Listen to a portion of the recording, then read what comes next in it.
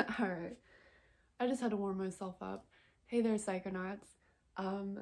Today's video is going to be a little bit of a trip report, but moreover than that, it's really going to be a trip reflection, and I'm just going to talk about the LSD experience that I had recently.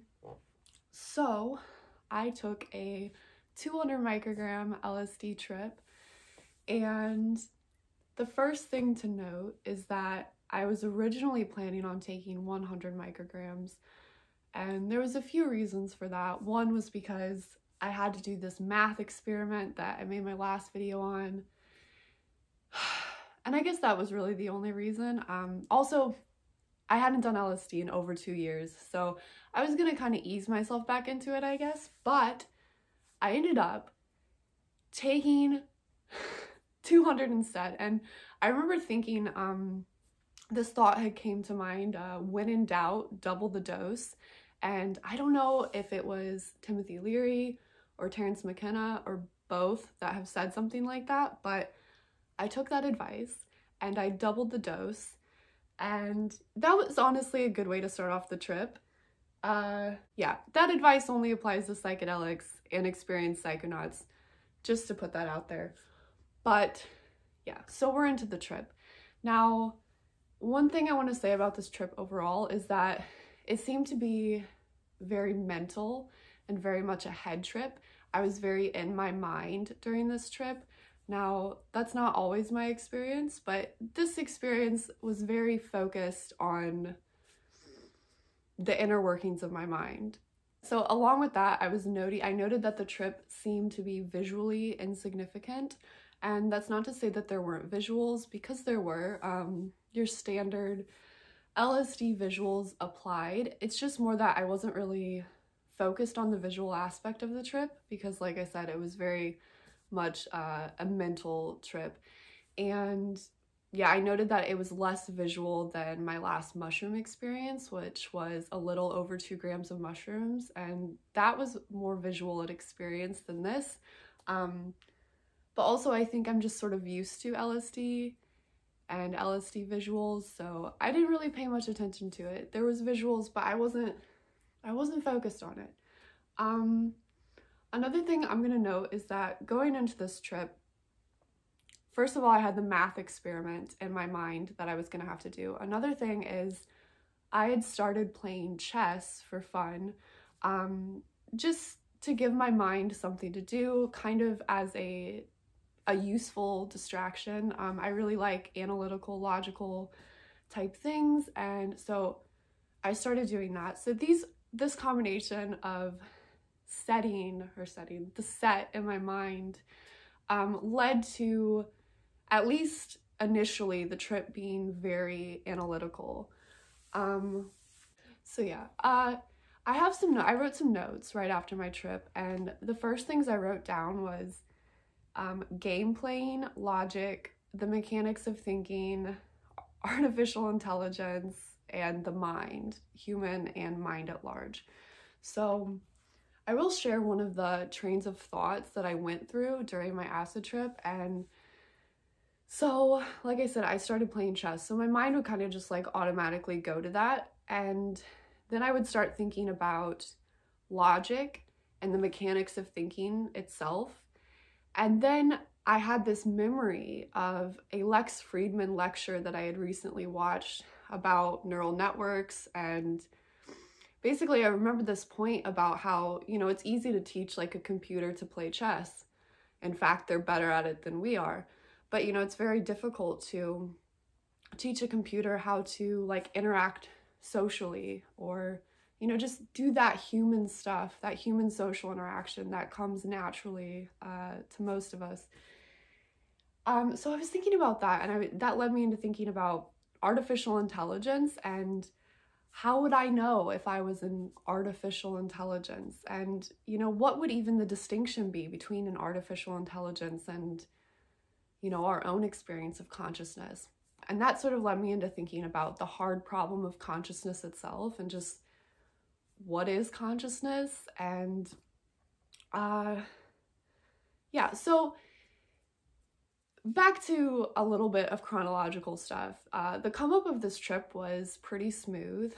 I didn't smoke any weed during the come up, which is something that I had a habit of doing in the past, and I like it better this way. So I think I had a pretty smooth come up. Once some ego dissolution really started to take effect, I remember I was thinking about these topics in consciousness, and you know, along with the ego dissolution, there always brings up this question of I-ness, because it's a very different experience of I-ness in the LSD headspace or, you know, any other psychedelic headspace than your typical everyday experience of I-ness. And it just brings up a lot of questions about the nature of what it is to be a self and what it is to be aware. And as that ego starts dissolving, you have that feeling of, you see how everything is connected and how it's all one system. And there's varying levels of feeling this. I felt this like to my core very literally before, during like an ego death experience, but this trip wasn't all the way. But there was ego dissolution, and I remember feeling connectedness, oneness, really just like that realization that kind of that we're all one consciousness, really, that there's no distinct consciousness, that the sense of self is an illusion, that I-ness is an illusion. So this gets me into this feeling of ego dissolution combined with the sort of analytical thoughts that I was having. It leads into a lot of thinking about paradoxes too, because it all just really seems like a paradox, at least to the thinking mind. If you sort of transcend the thinking mind, it all just makes sense. But when you're in the thinking mind, it seems very paradoxical. Like, you're like, no, wait, I have to be me. Like, what am I? Who am I? And, you know, the more you think about it, the more paradoxical it seems. So I got into a little bit of thoughts like that. Yeah, so the nature of time is a theme that comes up in almost all of my trips, and this trip was no exception. So I started thinking about the nature of time. It's really hard to put your finger on what exactly LSD does to your sense of time perception. There's a variety of different phenomenon that can happen with time perception, but you can see it from a different perspective. It kind of stretches it out. It kind of stretches it out in a sense, but it also,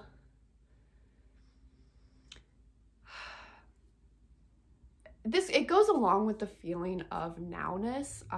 For some reason, during all of my trips, I get the sense that everything is now, and that, you know, it's just all happening. And you get this sense that our common perception of what time is just an illusion. And there's actually, I mean, there's a lot to support the idea that our common perception of time is an illusion. I mean, it is. I started thinking about relativity, you know, from like the actual scientific perspective, as in like Einstein's special and general relativity.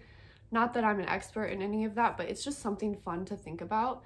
And, you know, I was just thinking about how the nature of time is like intimately connected with like the speed of light and gravity and space, and like these things are all connected with each other. And time is not this, like, you know, I think in our common sense perception, we just, even if we intellectually realize that that's not how it is, we sort of just think like, oh, time is just this thing and it's passing.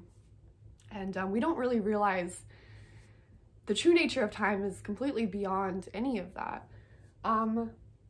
Yeah, I wrote down a thought that time is relative, but here's what I meant. I think a lot of times you hear the phrase time is relative, and it's interpreted as like time is this thing which is relative. But I always get this idea that time is the relativity of things, as in time is defined by being the relativity of things. I don't know if that makes any sense to you, but that's just sort of a thought that I typically have, and I had it during this last acid trip. Going back to relativity, I thought a little bit about Einstein, and I remembered something about Einstein of how when he was younger, he had like imagined himself like from light's perspective, and I think it was like rolling down a hill or just something, or traveling on a light beam. And I was just thinking about that, and it just led me into thinking about minds and thinking about where ideas come from, because it seems that we don't think our thoughts, that they just sort of come to us. And I become more aware of that in the LSD mindset, that like, oh, the thoughts will just come, and while you're tripping, they also have the tendency to just leave just as soon, but typically the good ones come back, and that's what I find. And so yeah, I started thinking about the nature of minds. I started thinking about like what it's like inside other people's heads, especially people who I consider like way more intelligent than myself, like Einstein. Like, what is it like inside his head? So I was thinking a lot about just like the nature of minds in general, and the nature of like where thoughts come from. But this leads into some other things in the trip, and that is the sort of struggle that I have between my analytical mind and my more like intuitive self. So this struggle kind of between like left-brained analytical thinking and, you know, more right-brained creative emotional type experiencing. I think psychedelics allow me to find balance with my mind. I can get overly analytical, and I like it. I like my mind like that, because that's why I'm good at math. It's why I'm good at some of the things that I'm good at, and I think it's really cool. But I also really crave having that balance, and really being able to balance off my analytical mind, and being able to shut that part of my mind, not necessarily off, but kind of don't focus so much on it, don't think so much, being able to silence my mind and silence the thinking part of my mind, and really tap into some more of my some more like of feelings and intuition and that sort of realm of my mind and myself. Yeah, so as we're coming down, I start reflecting on that sort of balance thing that I was talking about. And also, as we're coming down, I remember how long acid trips last, and I started to get this feeling that it was dragging on a bit. I hadn't done LSD in so long, so I'd kind of gotten out of habit of remembering how long the trip can last, because especially with mushrooms, the trip is over much sooner. So comparing it, like having that comparison in my mind, LSD seemed to just like, it seemed to start dragging on, and not necessarily in a bad way, but this also made me think of a poem that I had wrote years ago, and it came to mind during this trip, and I wrote it down again in my trip notes, and I'm just gonna say it right now. And the poem is: "To be numb is to be dead. Time passes without resistance. Feeling time is torture, and heaven is found in eternity." Now, I've never really shared that poem, so it'll be interesting to see if anybody has anything to say about it. I don't know. It's always a bit strange showing a little bit more of my creative side, but it kind of ties in with that thing that I was saying about balance. And then also, I think the poem really kind of captured some of the essence of the trip, like my fascination with the nature of time. I was also thinking a lot about society and, you know, how we act as a society. I was thinking about like distractions, advertisements, phones.